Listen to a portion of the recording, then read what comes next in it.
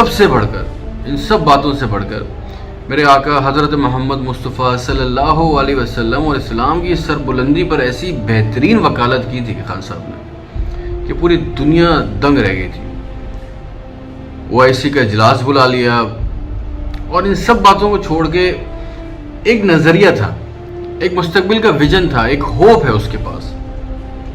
وہ لوگوں کو موٹیویٹ کرنا جانتا ہے، تھوڑے ہی صحیح نئے نوجوانوں کو سیاست میں لے کے آیا۔ وہ ایک غریب ملک کا وزیر اعظم ہونے کے باوجود عالمی طاقتوں کی آنکھ میں آنکھ ڈال کر بات کرتا تھا۔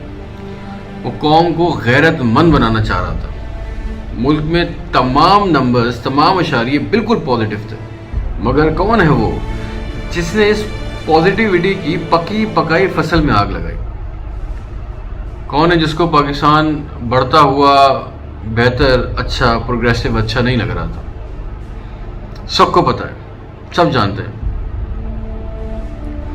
کس طرح جو ہے تمام لوگ اس کے خلاف ایک جتھا بن کے یکجا ہو کے کھڑے ہو گئے۔ 11 12 13 پارٹیز مل کے ایک آدمی کے خلاف کھڑی ہوئی۔